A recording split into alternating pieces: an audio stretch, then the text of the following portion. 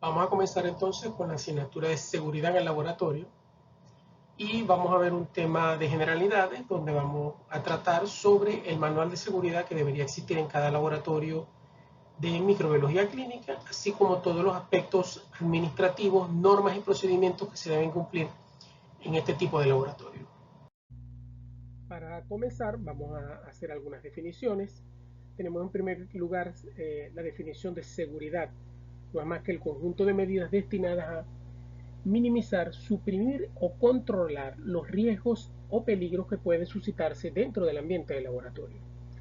Por otra parte, una amenaza no es más que el fenómeno o proceso natural o causado de manera intencional por el ser humano, intencional o por descuido, por parte de un ser humano, que pueden poner en peligro a un grupo de personas, sus cosas y su ambiente cuando no se toman en cuenta las precauciones pertinentes. Peligro se define como a la capacidad de causar daño a las personas, a los bienes, al ambiente o al entorno, mientras que por riesgo entendemos la probabilidad de que una amenaza se convierta en un desastre o en un daño, que es un concepto que vamos a ver más adelante.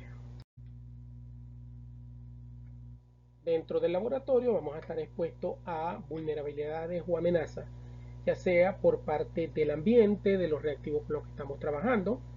Puede haber vulnerabilidades o amenazas en cuanto al equipo de protección personal cuando no lo utilizamos de manera adecuada o en ciertas prácticas y procedimientos que no realizamos de manera óptima. Entonces, todas esas vulnerabilidades o amenazas nos ponen en situación de peligro.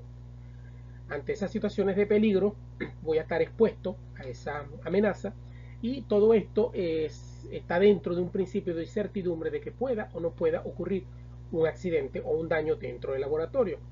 Por lo tanto, tenemos que tratar de controlar estos tres componentes que están acá: vulnerabilidad o amenaza, peligro y exposición, para disminuir la incertidumbre y tener seguridad de que no va a ocurrir un accidente dentro del laboratorio. En cuanto a los tipos de riesgo dentro del laboratorio, estamos sometidos a riesgos biológicos, o sea, contaminación por agentes biológicos, por agentes físicos, como son, por ejemplo, radiaciones ionizantes, vibraciones, ruidos, etc. Riesgos químicos, ciertos ácidos, álcalis o compuestos cancerígenos. Riesgos ergonómicos cuando asumimos malas posturas dentro del laboratorio que a la larga van a producir algún tipo de dolor crónico o discapacidad. Y riesgos mecánicos cuando, por ejemplo, sufrimos algún tipo de accidente que involucre caídas, tropiezos, etc. Entonces, todos estos son los tipos de riesgo que podemos tener dentro del ambiente del laboratorio.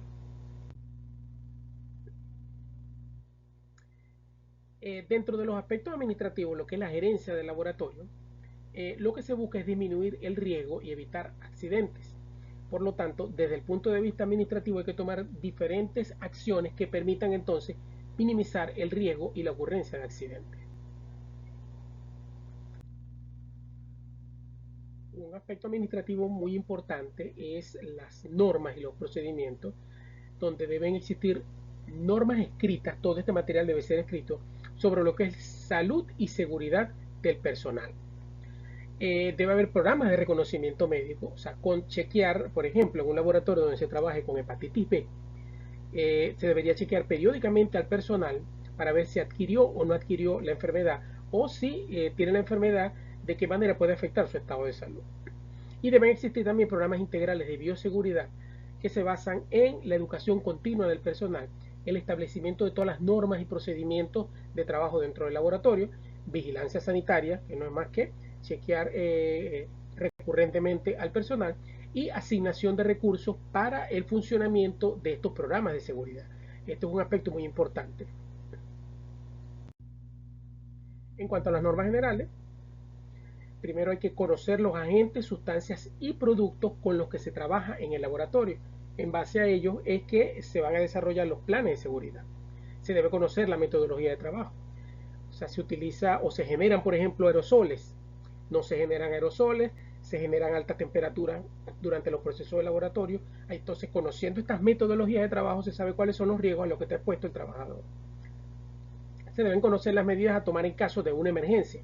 O sea, debe haber un manual de procedimientos donde en el caso de algún tipo de emergencia que se pueda presentar, una vez que se identifican cuáles son los riesgos, debe estar descrito allí cuál es procedimiento que se debe llevar a cabo para, vamos a decir, eliminar o minimizar el daño por esa emergencia que se presentó. Y se deben respetar, por supuesto, y cumplir todas las normativas y procedimientos aprobados para el laboratorio. En cuanto a las normas obligatorias, un aspecto muy importante dentro de los laboratorios es el acceso restringido. Los laboratorios no deben ser de acceso libre, que todas las personas puedan entrar al laboratorio. No. Recuerden que ahí trabajamos con materiales biológicos infecciosos, trabajamos con sustancias químicas peligrosas. Cada una de las áreas del laboratorio debe estar debidamente identificada. Por ejemplo, el cuarto de autoclaves hay riesgo de quemaduras por vapor. En el cuarto de reactivos químicos, por ejemplo, o el depósito de reactivos químicos, hay riesgo de inhalación de sustancias químicas. También existe la probabilidad de riesgo de quemaduras con ácidos o álcalis, etc. Las puertas y ventanas deben permanecer cerradas constantemente y las superficies de trabajo, generalmente los mesones o cualquier superficie de trabajo, deben estar limpias y ordenadas.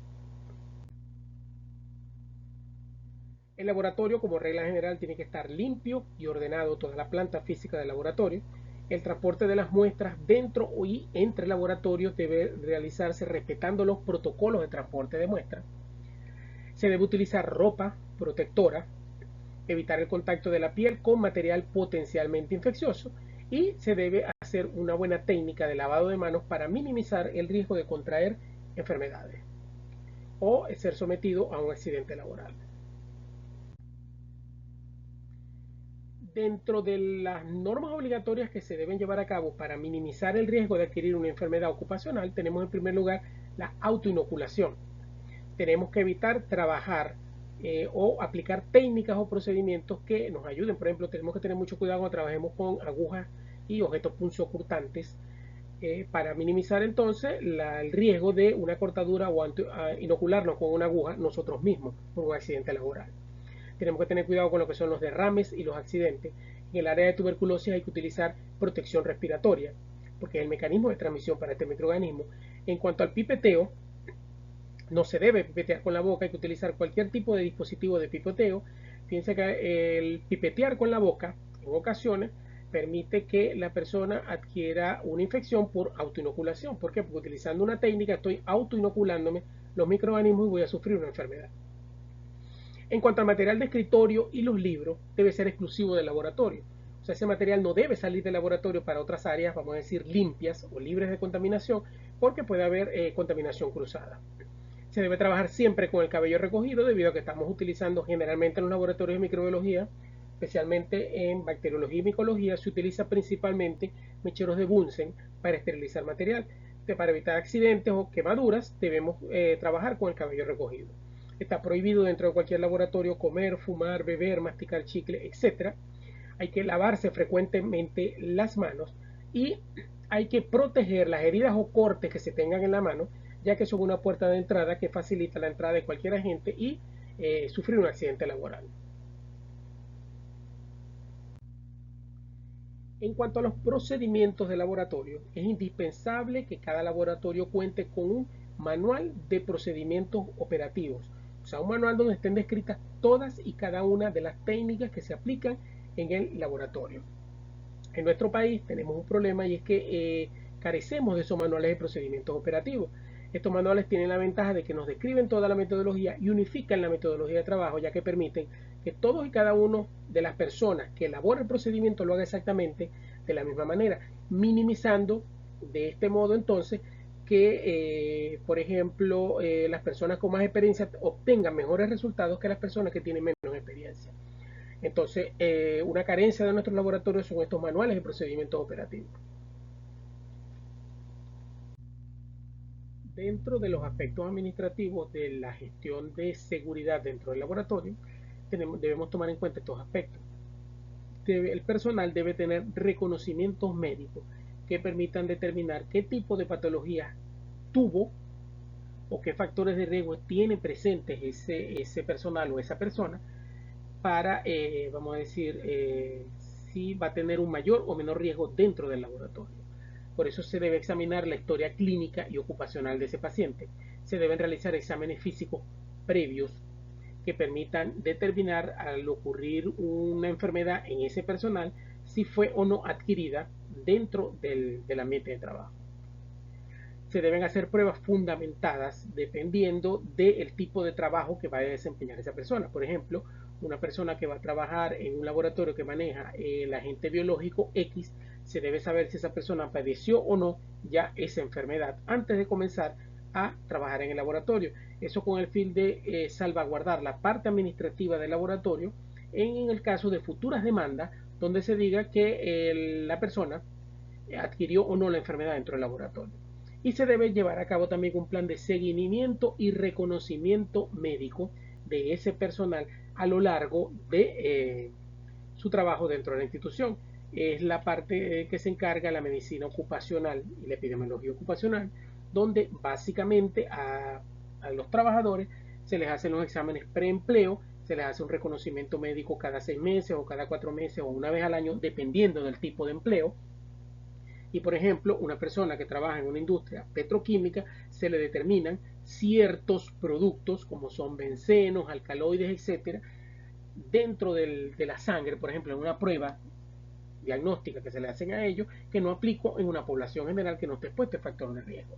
Eso es lo que, como les mencioné, son las pruebas médicas fundamentadas. Igual se realizan exámenes y reconocimiento médico antes de salir de vacaciones del personal o después que regresa de vacaciones. Acá vamos a ver ciertas definiciones. Por ejemplo, un agente biológico es todo organismo o toxina con capacidad de afectar de manera adversa la salud de una persona de diferentes maneras. Por eso se dice que la toxina del botulismo es un arma biológica, porque es un agente biológico. Hay ciertos microorganismos, ciertos virus, que son organismos que se utilizan como agentes biológicos. Definamos lo que son los microorganismos. Un microorganismo no es más que un ser vivo o un sistema biológico que solo puede verse al microscopio. Allí podemos incluir bacterias, virus, algas, protozoarios y hongos. Presentan, a diferencia de los animales y las plantas, individualidad y una organización biológica elemental. Por ejemplo, una bacteria es un ser vivo muy simple, muy sencillo, y tienen individualidad. Cada bacteria es un ser vivo diferente, es un individuo. El cultivo celular es el proceso mediante el cual las células procariotas o eucariotas pueden cultivarse en condiciones controladas. En el caso de células procariotas, es lo que hacemos en bacteriología, por ejemplo, simplemente cultivamos bacterias en medios de cultivo. Y en el caso de los eucariotas son las líneas celulares que se utilizan mucho en los laboratorios de virología, por ejemplo de fibroblastos de embrión de pollo, EB2, etc.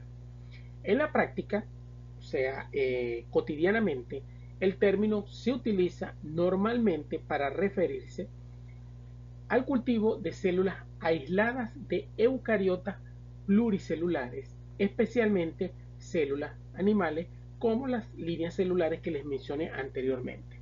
Generalmente, uno cuando se refiere al cultivo de procariotas o cultivo de bacterias, son cultivos de bacterias, o el cultivo de parásitos o de hongos son cultivos para hongos o para parásitos.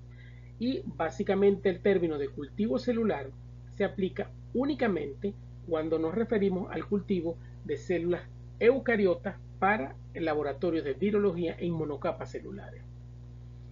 Aquí tenemos otro término interesante, el término daño, no es más que la acción o el efecto de dañar o de ocasionar daño, que no es más que una condición que afecta la integridad, la salud o el bienestar de un individuo. Desinfección es un proceso químico que mata o erradica los microorganismos sin discriminación. No discrimina microorganismos buenos de microorganismos malos, por ejemplo, o discrimina hongos de bacterias. Es un proceso que erradica microorganismos sin ningún tipo de discriminación. Y este proceso impide el crecimiento de microorganismos patógenos en fase vegetativa que se encuentran en objetos inertes. Entonces, una cosa importante es que la desinfección se aplica básicamente a objetos inertes. O sea, yo desinfecto materia inanimada. Esterilización es el proceso mediante el cual se destruyen todos los microorganismos viables presentes en un objeto o superficie, incluidas las formas de resistencia como las esporas bacterianas.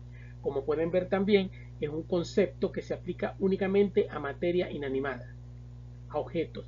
¿Por qué? Porque yo no puedo esterilizar a un individuo, a un ser vivo. Yo esterilizo el material del laboratorio. El término contaminación nos referimos a este cuando en un entorno ingresan elementos o sustancias que normalmente no deberían estar presentes en ese entorno y que afectan el equilibrio de ese ecosistema. Tenemos, por ejemplo, el lago de Maracaibo. Altas cargas de materia orgánica, por ejemplo, alteran el equilibrio que hay dentro de ese ecosistema y favorecen la proliferación de ciertos microorganismos que normalmente no pertenecen a él, trayendo como consecuencia una disbiosis o un desequilibrio de ese sistema. Tenemos otro término interesante como es la limpieza, que no es más que el proceso de remover o eliminar la suciedad y los gérmenes de superficies u objetos utilizando básicamente jabón y agua. Cuando digo eliminar gérmenes, no me refiero a todos los gérmenes. Me refiero a algunos gérmenes que pueden ser eliminados por agua y jabón. Por ejemplo, las bacterias, el agua y jabón no me garantiza eliminación de bacterias, virus y algunos parásitos.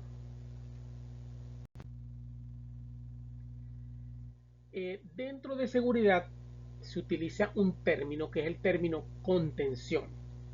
Ese término se emplea para describir los métodos que hacen seguro el manejo de material infeccioso dentro de un laboratorio. ¿Cuál es el objetivo de la contención? Es reducir o eliminar la exposición de quienes trabajan en el laboratorio o de otras personas que estén fuera del laboratorio, así como de proteger el medio ambiente externo a lo que son agentes potencialmente peligrosos. La contención la logro yo dentro del laboratorio al aplicar ciertas técnicas de laboratorio apropiadas, al utilizar equipos de seguridad, que es lo que denominamos barreras primarias, y al garantizar que el diseño y construcción de las instalaciones de ese laboratorio impiden o minimizan el riesgo de que ese material infeccioso pueda afectar a las personas que trabajan allí, a la comunidad o al medio ambiente. Este diseño y construcción de las instalaciones es lo que se denomina barrera secundaria, mientras que el equipo de seguridad, ya sea los de protección personal, como ciertos instrumentos como cabinas de seguridad biológica, centrífugas, etcétera, es lo que denominamos barreras primarias. En cuanto a los niveles de contención, tenemos contención primaria, como les mencioné, que son equipos y técnicas de laboratorio, el equipo de seguridad o barreras primarias de protección personal y el diseño de las instalaciones o barreras secundarias. Estos son básicamente los tres niveles de contención que podemos aplicar dentro de un laboratorio. En cuanto al código de práctica, no es más que las prácticas o procedimientos de laboratorio esenciales que se deben realizar en microbiología, por ejemplo, y que constituyen la técnica de las bases apropiadas.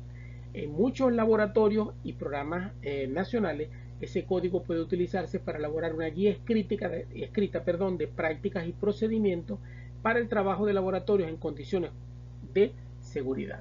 Entonces, el código de prácticas no es más que el manual de procedimientos operativos que me describe cuáles son los procedimientos que yo debo aplicar en ese laboratorio para, vamos a decir, minimizar el riesgo de sufrir o de adquirir un microorganismo. En cuanto al acceso a los laboratorios, el acceso al laboratorio debe poseer el símbolo o signo internacional de peligro biológico y este debe colocarse en las puertas donde se manipulen microorganismos del grupo de riesgo 2 en adelante. Vamos a ver más adelante, clasificamos los laboratorios en 4 niveles o 4 grupos de riesgo. Entonces, todo laboratorio que maneje microorganismos o que pertenezca al grupo de riesgo 2, 3 o 4 debe restringir el acceso y colocar en sus puertas el símbolo internacional de riesgo biológico, que es este que tienen acá. Solo podrán entrar en las zonas del trabajo del laboratorio el personal que esté autorizado. Las puertas del laboratorio deben mantenerse cerradas. Como pueden ver acá, por ejemplo, este laboratorio que está acá tiene el signo internacional de riesgo biológico para indicar que a partir de ese punto o al ingresar al laboratorio estamos expuestos a un riesgo biológico, y fíjense cómo las puertas están total y completamente cerradas. Dentro de un laboratorio donde se trabaja con riesgo biológico, no se puede autorizar ni permitir la entrada de niños en la zona de trabajo del laboratorio. El acceso a los locales donde se alberguen animales, o sea, los bioterios o animalarios, para ingresar una persona hay que autorizarla de manera especial, siempre y cuando tenga la capacitación necesaria para saber conducirse dentro de ese ambiente. No se permite el acceso al laboratorio de animales que no sean objeto de trabajo del laboratorio. O sea, solamente puede haber dentro del laboratorio animales de experimentación. En cuanto a las técnicas de protección personal, la más importante siempre ha sido el lavado de manos, la utilización de barreras protectoras, como les mencioné, guantes, mascarillas, lentes de seguridad, bata, etc. Los ambientes deben ser seguros, deben ser ambientes ergonómicos, acordes y que tengan todas las medidas necesarias para que el desempeño o los procedimientos que se realicen allí sean seguros y proporcionen seguridad a las personas que trabajan allí. Debe haber una adecuada disposición y eliminación de los desechos, así como de los objetos punzocortantes. Hay dispositivos especiales que se utilizan para el descarte de material punzocortante, que son los seguritos donde se coloca ese tipo de material. Y se debe señalizar dentro del laboratorio donde encontramos cada tipo de riesgo, si es un riesgo físico, riesgo de quemadura, riesgo químico, riesgo biológico, etc. De manera que se pueda minimizar la exposición al riesgo y de que ocurra un accidente. Acá tenemos, fíjense, algunas de las señalizaciones que se pueden utilizar o se deben utilizar dentro del laboratorio.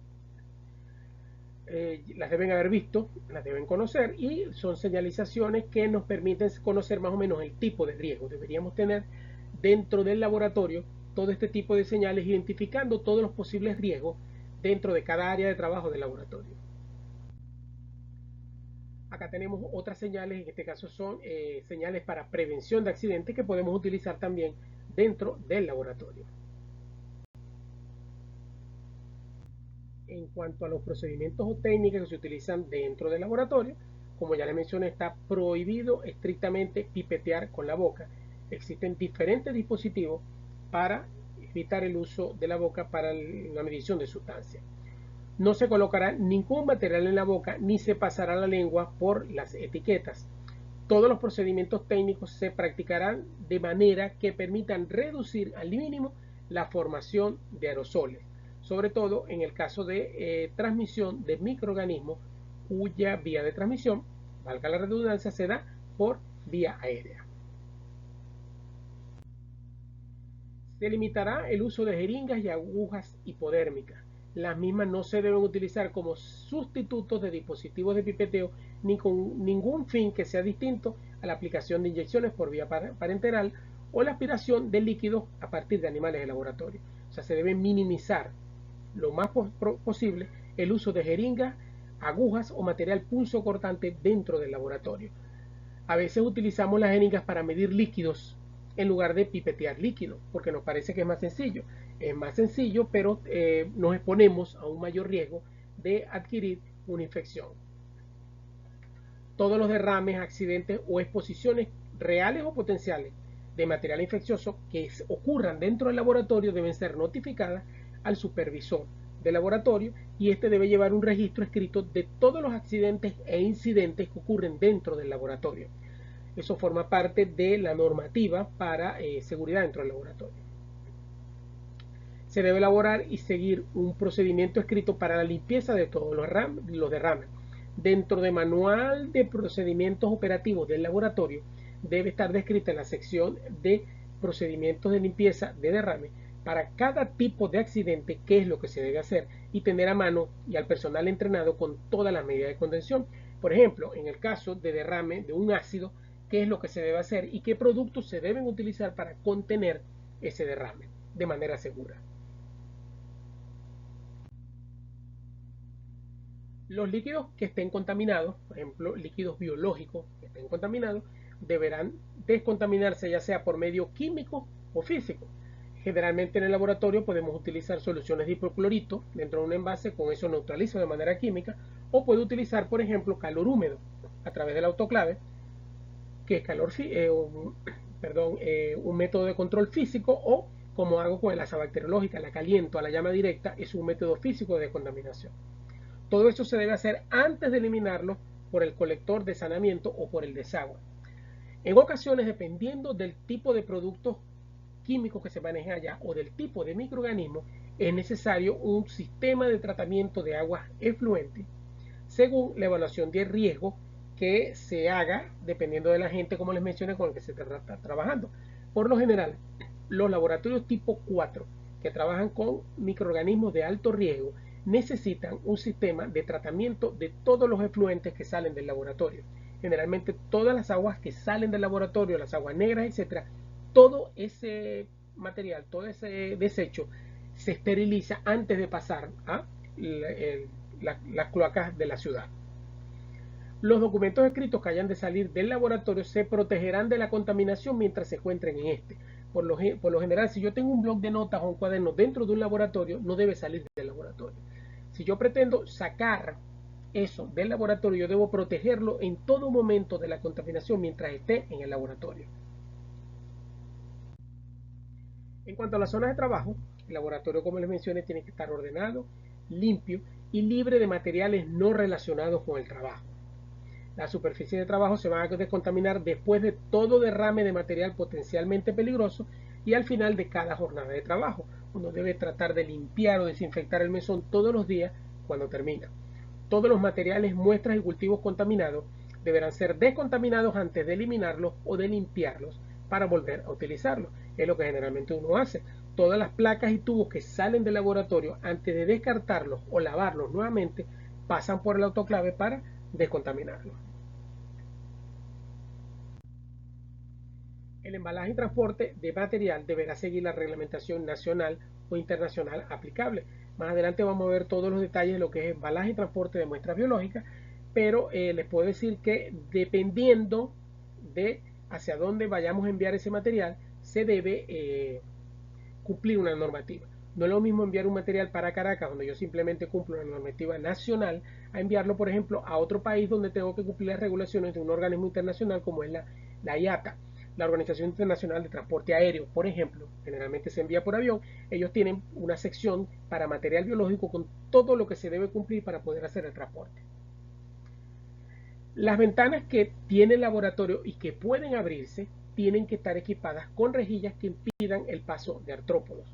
O sea que ciertos insectos, zancudos, moscas o etcétera del exterior puedan ingresar al laboratorio. En cuanto a la gestión de lo que es un sistema de bioseguridad o gestión de bioseguridad, el director del laboratorio o la persona que está encargada de la gestión de seguridad en ocasiones es el jefe del laboratorio o se puede delegar a una persona, un delegado de bioseguridad que se encargaría de todos estos aspectos. Ellos deben garantizar la elaboración y la adopción de un plan de gestión de bioseguridad y de un manual de seguridad y de operaciones. O sea, esta persona se tiene que encargar de que se cumplan todas estas normas y se elaboren todos estos manuales de procedimiento. El supervisor del laboratorio, que va a depender generalmente del director, velará porque se proporciona además capacitación periódica en materia de seguridad al personal que labora dentro del laboratorio. Se informará al personal de los riesgos especiales y se les exigirá que lean el manual de seguridad o manual de procedimientos de trabajo, sigan las prácticas y procedimientos normalizados y estandarizados. El supervisor tiene que asegurarse que todo el personal comprenda debidamente todos los protocolos operativos. Y en el laboratorio estará disponible una copia del manual de seguridad o manual de trabajo. Por lo general, en la mayoría de los países, cuando se va a trabajar en un laboratorio, yo tengo que conocer o manejar todos los procedimientos operativos y tengo que demostrar que los conozco y generalmente se hace a través de una prueba de certificación. Entonces, a pesar de ser un profesional de bioanálisis, para trabajar dentro de un laboratorio yo me tengo que certificar en seguridad para poder ingresar a un laboratorio a trabajar. Tiene que haber programas de lucha contra artrópodos y roedores en el laboratorio por fumigaciones y medidas especiales y a todo el personal en caso de que necesiten un servicio de lo que es actualización, evaluación, vigilancia, tratamiento, tengo que llevar los registros médicos y tengo que ofrecerles consultas, tratamientos, etcétera, relacionados con cualquier tipo de infección que se pueda adquirir dentro del laboratorio. En cuanto a los niveles de seguridad biológica, tenemos 4 niveles de seguridad. tenemos el nivel de bioseguridad 1, en inglés lo van a decir Biosafety Level 1. El nivel 1 es el nivel de seguridad requerido para agentes biológicos del grupo 1. Los agentes biológicos están clasificados en 4 niveles. Entonces los del grupo 1 son los que se trabajan en el nivel de bioseguridad 1. Son agentes que por lo general no producen enfermedad en adultos inmunocompetentes. Son de susceptibilidad conocida, se saben que son muy sensibles a los antibióticos, son fáciles de tratar. Entonces son agentes que representan poco riesgo para la salud o la vida de una persona. Dentro del nivel de bioseguridad 2 tenemos los agentes del grupo 2. Es apropiado para mandar agentes que tienen un riesgo moderado, que producen una enfermedad de severidad variable en el hombre, ya sea porque se ingiere o se expone de manera percutánea a membranas mucosas. En este nivel de bioseguridad 2 es donde está la mayoría de los laboratorios de microbiología, cuando se trabaja con los patógenos comunes, ya sea en el caso de hongos o en el caso de bacterias. Y muy poco se trabaja con virus. Tienen que ser virus muy comunes y muy conocidos los que entran dentro del nivel de bioseguridad 2. Entonces nosotros estaríamos ubicados, la mayoría de los laboratorios, dentro de este nivel 2.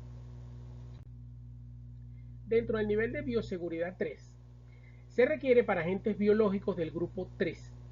Son agentes que pueden causar infecciones graves o potencialmente mortales, y estos agentes pueden ser indígenas, o sea, propios del país, o exóticos que sean importados de otro país. Y en cuanto al nivel de bioseguridad 4, es el nivel de seguridad que se requiere para agentes biológicos del grupo 4. Se utiliza cuando se procesa agentes que se sabe o que se sospecha que son exóticos, o no pueden ser exóticos, pueden ser indígenas también, pero principalmente son muy patógenos, son muy transmisibles, tienen una alta tasa de letalidad y para los cuales no existe un tratamiento conocido, o se conoce un tratamiento pero el tratamiento no funciona bien en los pacientes. Entonces son agentes bastante peligrosos, son agentes generalmente mortales. Acá tenemos la clasificación de los microorganismos dependiendo del grupo de riesgo. Tenemos el grupo 1 que se trabajaría dentro de un laboratorio de nivel de bioseguridad 1, como son Bacillus subtilis, especie de Naegleria, Escherichia coli K12, que es la que se utiliza, por ejemplo, a nivel mundial para laboratorios de microbiología, una cepa altamente susceptible, o especies de Saccharomyces. Para los agentes del grupo 2 tenemos, por ejemplo, los actinomyces, los bacteroides, enterobacteriales, Shigella y Cándida.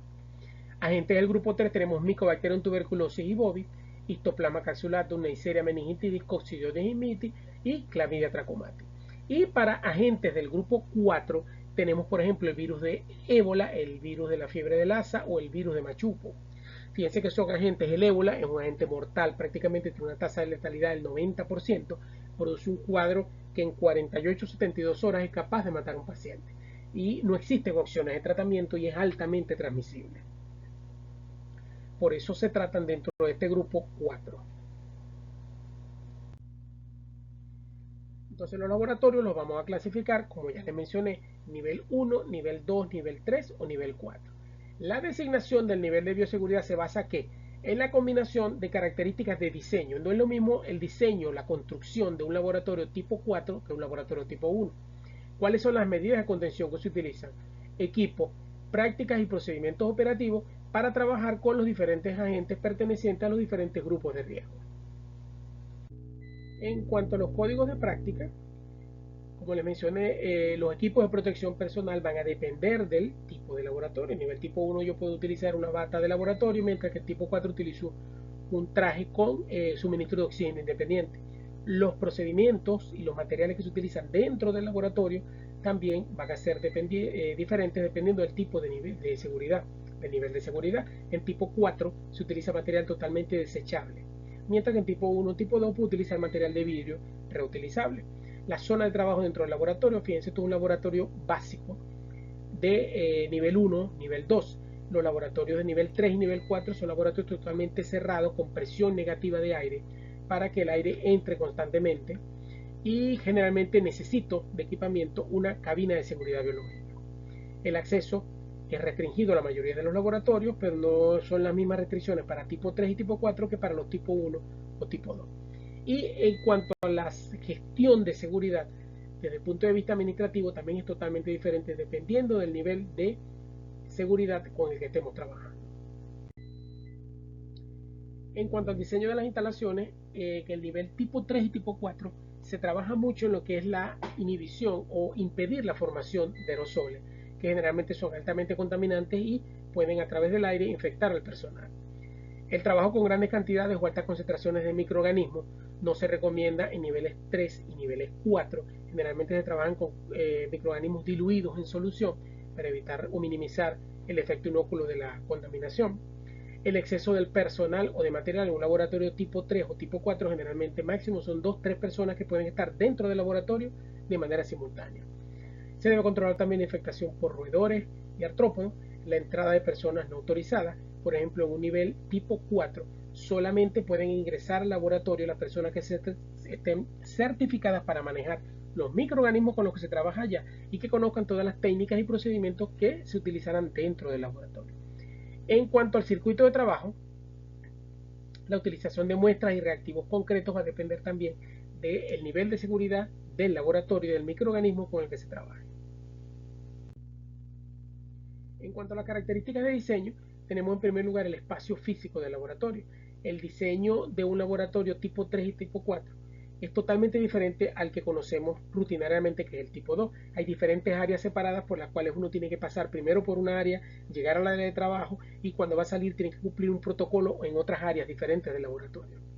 Las paredes, los techos y los suelos deben ser de materiales especiales que impidan la acumulación de residuos, la acumulación de líquidos, que sean desinfectables fácilmente con productos químicos y donde no se pueda acumular polvo. La superficie de trabajo de igual manera tienen que ser impermeables, resistentes al calor, ácidos, álcalis, etc. La iluminación y el mobiliario es totalmente diferente dependiendo del tipo de nivel. El espacio para guardar artículos. En cuanto a los lavaderos o lavamanos, por ejemplo, en nivel tipo 3 y tipo 4, generalmente lo que se utiliza son lavamanos activados por codos, por rodillas o por pedales, de manera que yo no tenga que tocar las llaves con las manos y evitar la contaminación. En cuanto a las puertas, en tipo 3 y tipo 4 las puertas deben ser automáticas, abrirse y cerrarse solas, sin necesidad de que el operario o la persona las toque para abrirlas. El autoclave también es diferente, en tipo 3 y tipo 4 se utilizan autoclaves de doble puerta. Los sistemas de seguridad, las salas de primeros auxilios, dependen totalmente del nivel de seguridad. Y en cuanto al suministro de agua y electricidad, el tipo 4 por lo general tiene un suministro de agua, de electricidad, de gas, así como un sistema de desagüe independiente del edificio donde está, así como independiente del que utiliza las aguas negras de la ciudad. Y también hay diferencia en cuanto a los sistemas de protección física y contra incendios. En cuanto al material del laboratorio, el material que se utiliza dentro del laboratorio tiene que estar diseñado de manera que permita limitar o evitar el contacto entre los trabajadores y el material infeccioso. Tiene que estar construido por materiales impermeables a líquidos, resistentes a la corrosión y acorde con las normas de resistencia estructural. Ese material no puede tener rebabas, bordes cortantes o partes móviles sin proteger. Una rebaba no es más que, por ejemplo, en un material plástico, a veces en el borde queda como que un exceso que sobra. Eso no debe existir en el material de laboratorio. Y ese material debe estar diseñado, construido e instalado con miras a simplificar el manejo y la conservación, así como facilitar lo que es la limpieza, descontaminación, todo lo que son pruebas de validación, certificación, etc. Y se debe evitar principalmente el uso de material de vidrio dentro del laboratorio, ya que ese material es susceptible a romperse y el vidrio roto puede ocasionar una lesión punzocortante. En cuanto a material, fíjense, debemos utilizar dispositivos de pipeteo, cabinas de seguridad biológica con una protección secundaria, debemos utilizar autoclaves, frascos y tubos con tapón de rosca que impidan el derramamiento de esos líquidos. Las asas de siembra deberían ser desechables y todo lo que es material de pipeteo debe ser desechable también de plástico y rompible. En cuanto a la vigilancia médica y sanitaria, se debe proporcionar inmunización activa o pasiva cuando esté indicada. O sea, si es un laboratorio que trabajan con hepatitis, yo debo garantizar que todo mi personal sea vacunado contra el patógeno, contra el que se está trabajando en el laboratorio. Facilitar la detección temprana de infecciones adquiridas en el laboratorio a través de los programas de vigilancia médica. Excluir a personas que sean muy susceptibles de las tareas del laboratorio que entrañen mucho riesgo. Por ejemplo, un laboratorio donde se trabaja con químicos, yo no debería tener dentro del staff del laboratorio personas que sufran de asma, ya que fácilmente van a sufrir un proceso asmático porque van a estar constantemente en presencia de vapores químicos. Debo proporcionarle materiales y procedimientos eficaces de protección personal. Además de proporcionarlo, debo instruir al personal en cómo se utilizan de manera que se minimicen los accidentes. En cuanto a seguridad biológica, la capacitación. Se debe capacitar al personal en cuanto al riesgo de ingestión al manipular muestras, frotes y cultivos, riesgos de inoculación cutánea a través de la piel cuando se utilizan jeringas, agujas o cualquier tipo de material punzocortante, riesgo de inhalación cuando por ejemplo utilizamos asa. Las asas bacteriológicas, cuando las esterilizamos a la llama del mechero, se generan aerosoles. Siembra en las placas de agar. En ocasiones podemos generar aerosoles cuando sembramos una placa. Se generan aerosoles cuando hay pipeteo. Cuando se prepara un frote y se fija por calor, se pueden generar aerosoles. Entonces todos estos aerosoles constituyen un riesgo de inhalación. Riesgo de mordeduras y arañazos, sobre todo cuando se trabajan en laboratorios de investigación con animales. Manipulación de sangre y material patológico potencialmente peligroso, o sea, material infectocontagioso. Y se debe capacitar en lo que es la descontaminación y eliminación del material infeccioso del laboratorio. En cuanto a la manipulación de desechos, se considera desecho todo aquello que debe descartarse o todo lo que se debe eliminar. El principio básico es que todo material infeccioso ha de ser descontaminado y esterilizado en autoclave o incinerado en el laboratorio. Eso es básicamente lo que se debe hacer con el manejo de desechos. Más adelante tenemos un tema extenso de toda la normativa legal de Venezuela y algunas normas internacionales de lo que es el manejo de desechos tóxicos y manejo de desechos biológicos en el laboratorio. En el caso de la manipulación de desechos, cada vez que se vaya a descartar un material hay que hacerse la siguiente pregunta. Primero, ¿se ha descontaminado o desinfectado realmente los objetos o los materiales por un procedimiento aprobado? No es que yo todo lo voy a colocar en el autoclavo y lo voy a colocar con algún producto químico como el hipoclorito de sodio para descontaminar un material. Para cada tipo de material o cada tipo de desecho hay procedimientos aprobados. Entonces, apliqué un procedimiento que está aprobado para el tipo de material o el tipo de contaminación al que está expuesto. Si no ha sido así y no lo puedo eliminar en el laboratorio, porque, por ejemplo, es un material que debe ir a incineración y generalmente a nivel de laboratorio no tenemos un incinerador, la siguiente pregunta que me debo hacer es si se ha embalado un método aprobado y apropiado para incinerar ese material para poder llevarlo a incineración, ya sea in situ dentro de la institución, en caso de hospitales grandes, o algún otro sitio donde sí exista la capacidad de incinerar ese material. Una vez esterilizado el material por cualquiera de los métodos aprobados o las técnicas, la siguiente pregunta que me debo hacer es, ¿entraña la eliminación de los objetos o materiales ya descontaminados algún peligro, ya sea biológico o de algún otro tipo? Pasa mucho con los objetos punzocortantes. Yo puedo decir que, o algún material de vidrio, donde yo lo esterilizo en autoclave. Yo puedo decir, no, ya los bisturí y las agujas están esterilizadas. ¿Por qué? Porque los pasé por autoclave y eliminé el riesgo biológico. Pero sigo teniendo un riesgo físico. ¿Por qué? Porque es material punzocortante.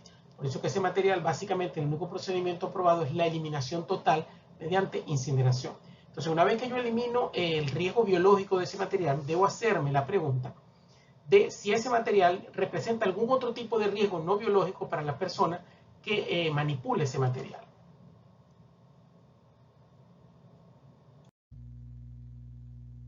En cuanto a la descontaminación, todo material destinado a descontaminación y eliminación debe colocarse o introducirse en un recipiente. Por ejemplo, los punzocortantes van en un recipiente resistente a la rompedura por parte de ese tipo de material. Hay algún tipo de material que yo puedo colocar dentro de una bolsa desechable o dentro de un envase que me resista tratamiento térmico en autoclave. Entonces, dependiendo del tipo de material o del tipo de proceso de descontaminación que voy a utilizar, debo clasificar o segregar esos desechos en diferentes envases. Los procedimientos de manipulación y eliminación de desechos que estén contaminados, tengo que separar los desechos no contaminados de los desechos contaminados. Por ejemplo, o el empaque donde envuelvo una pipeta. Por ejemplo, el papel donde la envuelvo es un desecho común, un desecho no infeccioso porque pues no está contaminado. Mientras que la pipeta, una vez utilizada en algún fluido biológico, tengo que someterle a un proceso de contaminación y se coloca generalmente en un envase con hipoclorito de sodio para posteriormente pasar al autoclave para eliminación de los contaminantes y posteriormente a la zona de lavado y ser reutilizada nuevamente. Entonces eso es lo que uno llama en el laboratorio segregación de los desechos. Por otra parte, los objetos punzocortantes que están contaminados con material infeccioso, agujas, bisturí, etcétera, no son materiales reutilizables. Se colocan dentro de un recipiente para posteriormente ser eliminados definitivamente.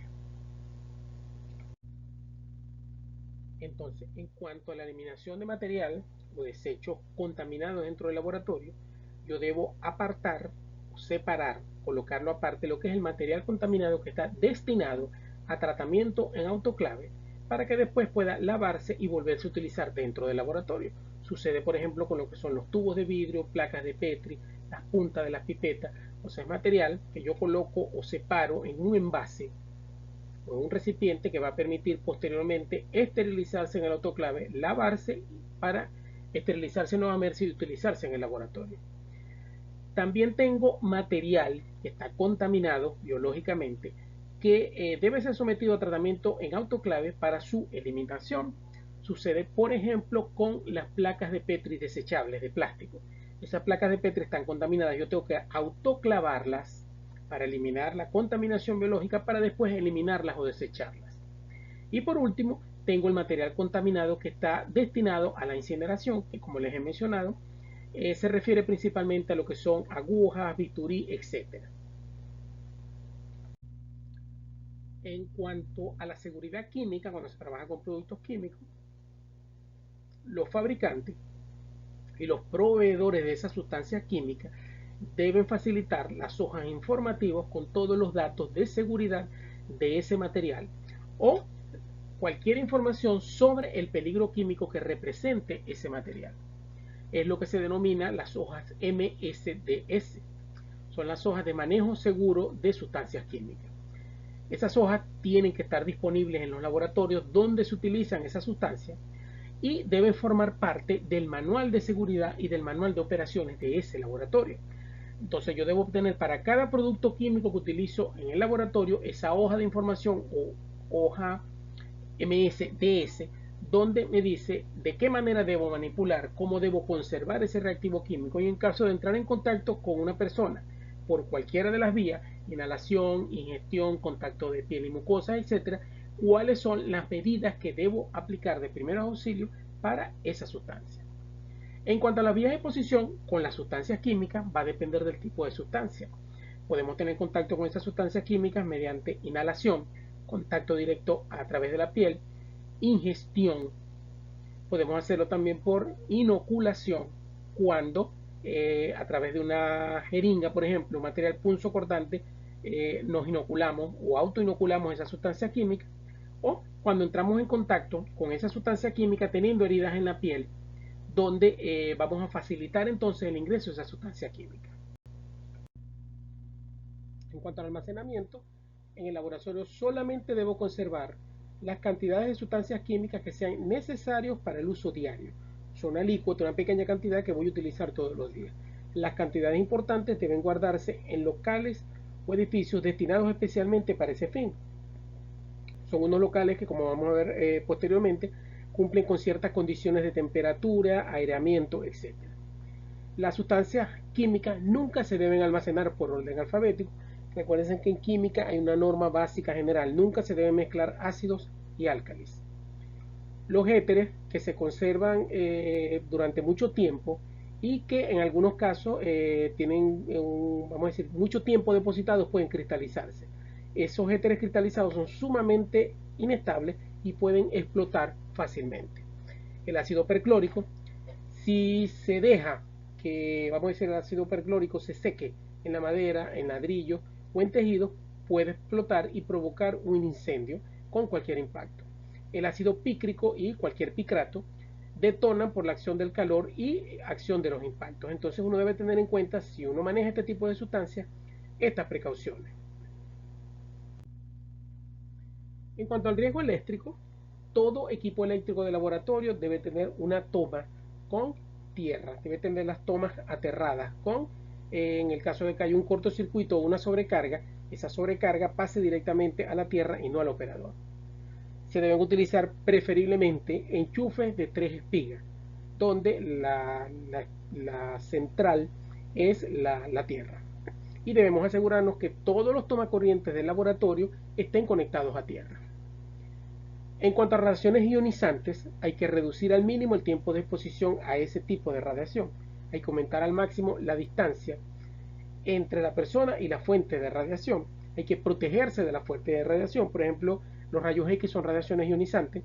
Básicamente la protección es colocarse vestimenta recubierta en plomo para disminuir la exposición a los rayos X. Y se debe sustituir en la medida de lo posible el uso de radionucleótidos por cualquier otra técnica no radiométrica. Sucedía mucho con los ELISAs al principio.